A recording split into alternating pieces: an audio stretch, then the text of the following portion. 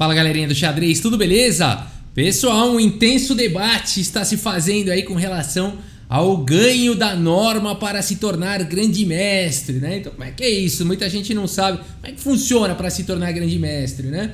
Então a pessoa precisa lá jogar uma série de partidas, 27 partidas, 3 torneios de 9 partidas, tem que ter grande mestre jogando, um número X de grande mestres, precisa ter uma performance muito boa e conseguir ter o rating acima de 2.500, o rating é uma pontuação que se tem no xadrez, e aí você faz isso 3 vezes, que é um feito bastante difícil e se torna grande mestre, né? Agora, o que tem chamado a atenção recentemente no mundo todo é alguns jogadores que estão se tornando grande mestres muito jovens. Por exemplo, o Abhimanyu Mishra recentemente se tornou o grande mestre mais jovem da história, aos 12 anos e 4 meses de idade.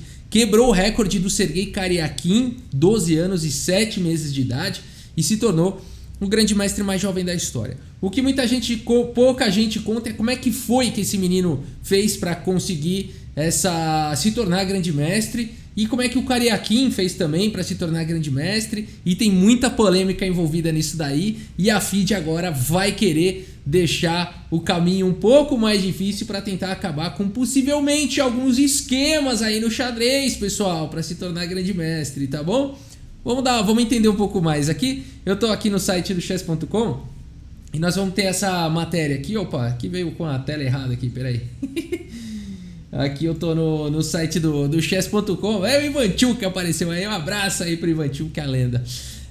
E aqui é o seguinte, olha lá, né? Então aqui a matéria fala que a FIDE provavelmente vai tornar mais difícil aí se tornar um grande mestre. Mas será que isso bastará? Aqui é a pergunta, né? A matéria é muito boa aqui do Peter Dodgers. A matéria que saiu esses dias agora aqui em setembro de 2021.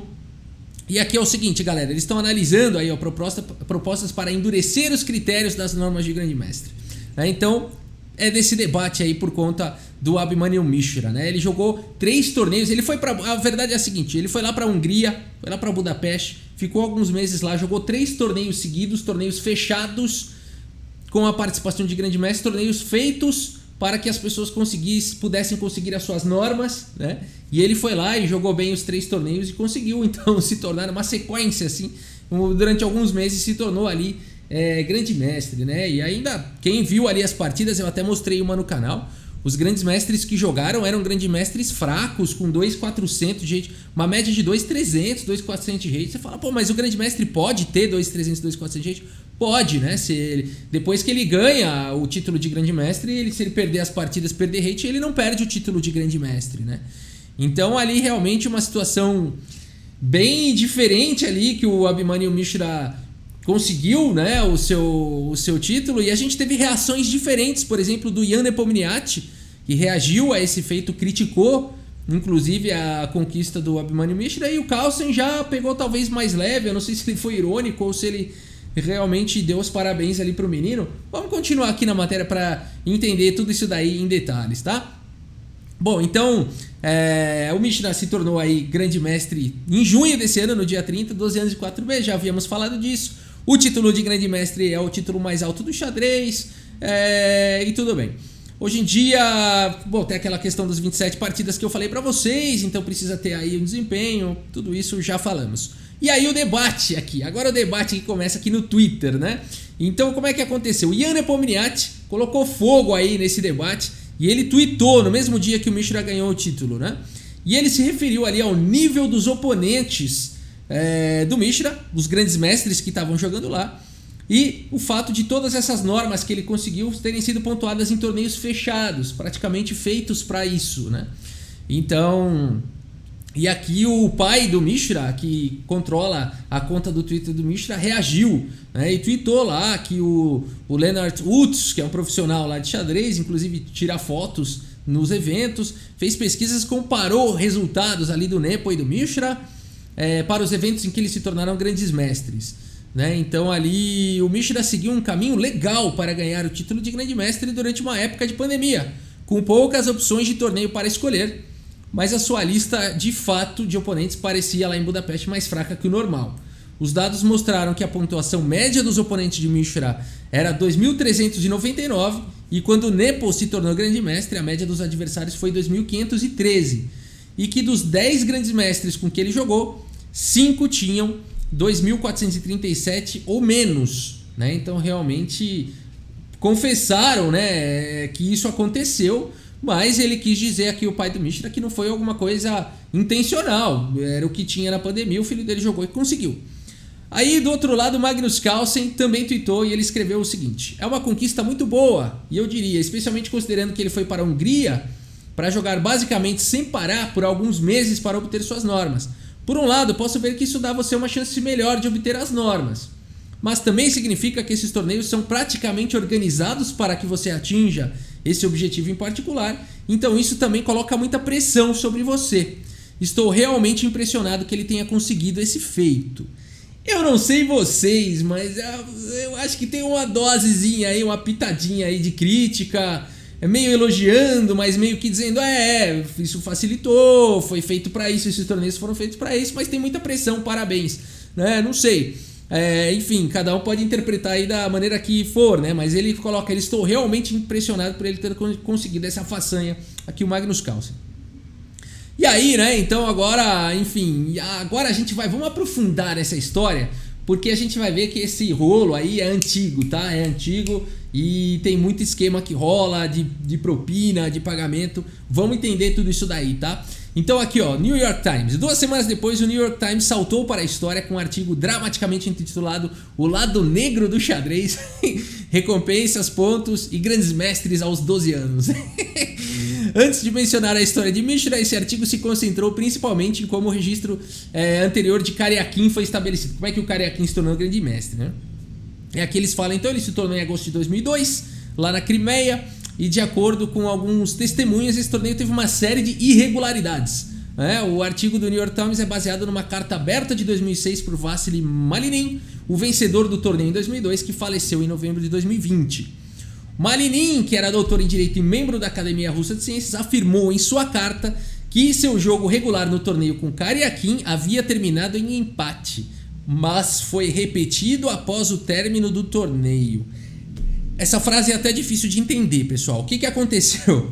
Eles jogaram no torneio o Karyakin e Malinin, o jogo terminou em empate, mas no final do torneio eles rejogaram e deram outro resultado para o torneio, que contou o resultado da vitória do Karyakin. Como assim, Rafael? Isso é bizarro, isso não existe. Pois é, não deveria existir, né? Então aqui, ó, Karyakin havia perdido sua terceira norma de GM por meio ponto devido ao empate inesperado na rodada final com Irina Semyonova. No replay, não existe replay, galera, não deveria existir, né? Replay, que supostamente foi um jogo de blitz, Karyakin venceu o Malinin. O ponto cheio foi contado na classificação final e o Karyakin se tornou o mais jovem grande mestre de todos os tempos com 12 anos e 7 meses. Eu não sabia dessa história, sinceramente, eu não sabia disso, fiquei chocado aqui. O Karyakin então se tornou grande mestre e era o grande mestre mais jovem da história através de uma irregularidade, um replay. Ele rejogou a partida, ganhou o blitz e falou pro torneio, essa aqui que conta, né? Que esquema foi esse, né? Bom, aqui então o ucraniano, mestre internacional aqui, Anatoly Polivanov, outro participante, também fez um relato um tanto diferente em um livro sobre o infame torneio Sudak que publicou em 2016. Ele escreveu sobre o jogo inicial entre Malinin e Karyakin. O jogo não foi disputado conforme o programado e foi adiado. Olha que bizarro. Corria o boato de que Malinin não estava pronto para jogar por conta de um acidente de natação.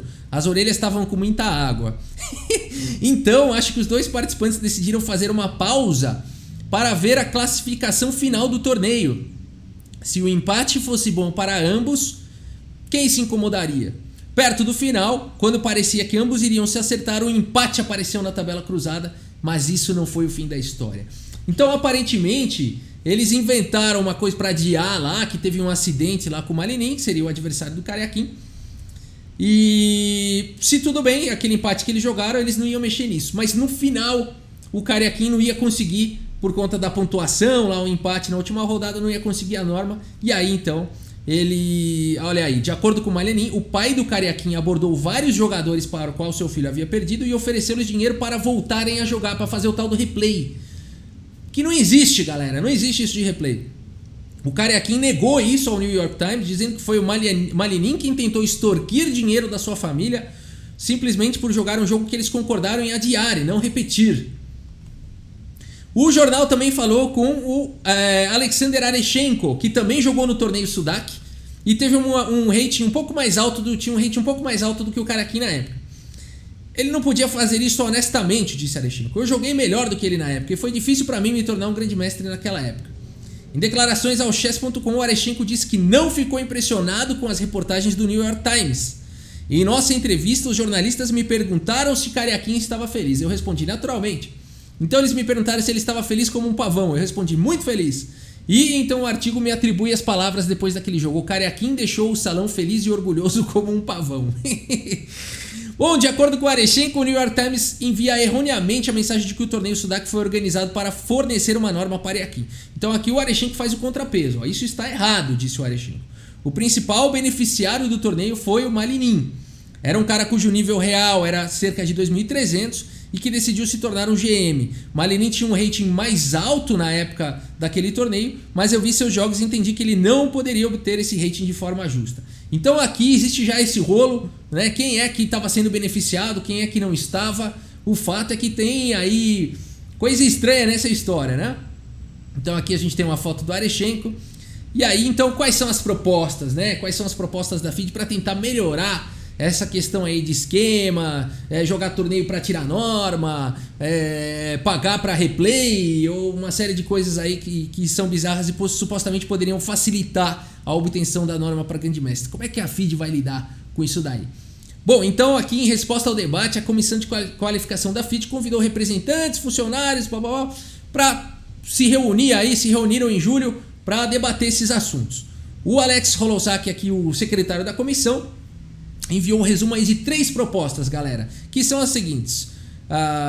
Bom, eles ainda vão ter que votar, né? Uma linha do tempo não está clara no momento, a próxima reunião do conselho ainda não foi marcada. Então, ou seja, esse assunto está em andamento, né? Não tem nada decidido por enquanto, mas as propostas são as seguintes. Qualquer pedido de título de grande mestre que contenha uma norma não alcançada antes de 30 de junho de 2022 deve incluir pelo menos uma norma de um torneio suíço individual com cada rodada contendo pelo menos 40 participantes. É aquele round robin que a turma chama, você jogar um torneio suíço onde todo mundo joga contra todo mundo, com pelo menos 40 participantes, cujo rating médio é de pelo menos 2.000. Para esse propósito, os jogadores serão contados apenas se eles perderem no máximo uma rodada. Então, olha só, vai endurecer aqui o negócio. Essa proposta é semelhante à sugerida pelo Nepomniachtchi.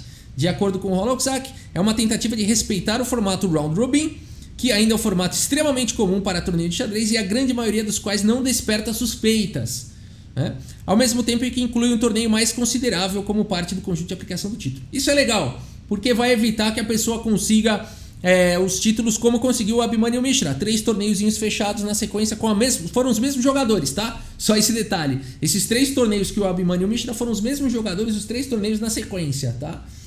Então, isso aí vai evitar esse tipo de coisa. Os relatórios devem incluir um arquivo PGN, olha que legal aqui, ó. Para torneios suíços e de times deve conter pelo menos os jogos disputados pelos jogadores que conquistaram o título. Para os torneios todos os jogos serão obrigatórios. Então agora a comissão aí de fair play da FIDE vai analisar para todo mundo que ganhar a norma, vai analisar a PGN e vai passar por uma comissão e eles vão estudar aquelas partidas, vão ver se teve partida igual, se foi partida combinada, se tem alguma coisa estranha na partida, ou seja, vão ali fechar o cerco, vão dar uma apertada nessa história. E em torneios com pares pré-determinados, uma norma deve ser baseada em todas as rodadas programadas. Existe uma expectativa, às vezes até uma obrigação contratual de que o jogador participará de todos os jogos. Isso aqui é legal, fazer com que a pessoa tenha que jogar todos, né? Porque tem gente que sai ali antes do torneio, já meio que conseguiu a norma, ele não quer mais arriscar, deixa as 2 últimas, dá um jeito lá de falar que vai abdicar das últimas rodadas, enfim, tem um esquema lá que a pessoa não arrisca perder a norma. Então agora eles vão fazer com que tenha que jogar tudo. Agora a questão é, com essas mudanças, será o suficiente? Né? Será que isso vai resolver? Então aqui o artigo diz o seguinte, que a curto prazo parece impossível erradicar totalmente o que continuamos a chamar de irregularidades nos torneios. Por exemplo, é virtualmente impossível evitar que os jogadores concordem com o empate. Então como é que eles vão evitar que eu chego lá no adversário e falo, vamos empatar essa partida aí, tomando um café ali no hotel? Não dá para você evitar que isso aconteça. E aqui, e ter acesso ao jogo PGN será fácil de lidar, pois os jogadores podem simplesmente fazer suas jogadas e concordo em reproduzi-las de antemão. Então tudo bem, eles também ainda podem combinar a partida, né? Então a questão do PGN dá uma dificultada, mas eu posso lá sentar com o meu adversário e falar, vamos jogar essa partida aqui, ó, mostra lá antes no tabuleiro, pô, bonita, hein, legal, vamos jogar essa, e joga lá e empata, é um empate combinado. Né? Então tem que tomar cuidado também, como é que vai mexer com isso, né? É um desafio aí pra FIDE. E aqui, ó, um jogo que foi fabricado, olha, aqui o próprio autor aqui já fez isso, ele confessou aqui que jogou num torneio oficial, ó, ele jogou com um amigo dele, e aí eles jogaram uma partida aqui do Topalov e melhoraram a partida do Topalov, e disse que o sonho deles era que um dia publicassem ali um artigo falando, olha, se uma melhoria da partida contra uma Mediarov e Topalov, tá aqui, ó, um lance melhor, que aqui na partida do Topalov, seguiu aqui com o cavalo F4 e as brancas acabaram ganhando aqui, enfim. Aí ele mostra que tem uma variação aqui e aí ele joga a variação aqui das negras e aí as negras conseguem empatar, enfim, alguma coisa nessa linha, ó. Né? E aí as negras conseguem sacrificar tudo aí e conseguem o perpétuo e conseguem empatar. Então aqui eles mostraram aí que o Topalov errou, né? Fabricaram aqui uma partida, melhoraram a partida que já existiu ali de uma Mediarov Topalov e viram que a posição tinha recurso de empate e que o Topalov não encontrou, e aqui eles sim encontraram, né? Uma partida forjada. Bom, aqui eles disseram que isso foi inocente, não valia norma, ninguém foi afetado, eles estavam ali de brincadeira, eram dois jogadores até de rating mais baixo, né? 2.200, 2.000 aí, não prejudicaram ninguém, né? Mas, queira ou não, é sempre ruim essa questão de ter jogador pré-combinado, né? Eu vou confessar que eu já fiz também num torneio quando eu era moleque, um amigo meu, e a gente abriu com os cavalos, e eu fui com os cavalos, coloquei meus cavalos nas casas iniciais do cavalo dele, ele colocou os cavalos na casa inicial do meu cavalo, uma coisa que não existe, né? Aí o árbitro viu e falou, o que é isso? Vocês não pode, né? Vocês não querem jogar, saiam então, né? Aí a gente empatou lá e falou que foi empate e saiu fora, né? Mas, puta, era moleque, não tinha nada demais, mas não pode, né, galera? Não pode, tem que evitar esse tipo de situação. Enfim, aqui então tem tudo isso, né? Aqui a questão do Arechenko também confessou aqui que já concordou de empate com o Karyakin. Galera, coisa mais normal do mundo, tá? Só que tem que mudar isso, né? Você vai em torneio, tem muito esse negócio de empate pré-combinado, né? Isso daí tem que mudar. A FIDE vai ter que fazer alguma coisa. É um grande desafio, né? Quem quiser ler mais aqui sobre o artigo, eu vou deixar o link na descrição, né? Mas o artigo exatamente termina então falando aqui, né? Entre os jogos que o Mishra jogou em Budapeste, estava um empate de 5 jogadas e um empate de 13 jogadas. Eles não precisavam ser pré-arranjados. Esse não é o problema aqui. Fazer algo de consertar jogos é o maior desafio que a FIDE tem. Pois é, então esse é o desafio, né? Esse é o desafio. Existem partidas que são pré-arranjadas, que são pré-montadas. Existem até partidas famosas. Eu mesmo, quando faço as lives de torneios, já mostro, esse aqui é aquele empate que vai ter o tema do moinho de vento. Vira e mexe a gente encontra alguns empates famosos lá que os jogadores fazem. E a gente sabe que aquilo foi empate combinado, né? Então é uma coisa que as pessoas fazem descaradamente mesmo, né? Agora, quando isso envolve obtenção de norma, aí a coisa é mais grave ainda, né? Então, tá aí o desafio, estamos botando um holofote aí no problema, né? Um desafio grande que a FIDE tem pela frente, é importante a gente acompanhar também como é que isso vai sendo lidado, né? E a gente vai também, se você quiser, postar aí nos comentários sugestões, sua opinião, enfim, vamos fomentando esse debate aí. Tá bom, pessoal? É isso, espero que você tenha gostado do vídeo. Muito obrigado pela sua audiência, um grande abraço para todos vocês e até a próxima. Valeu! Cavalo H5 no tabuleiro de xadrez. De xadrez.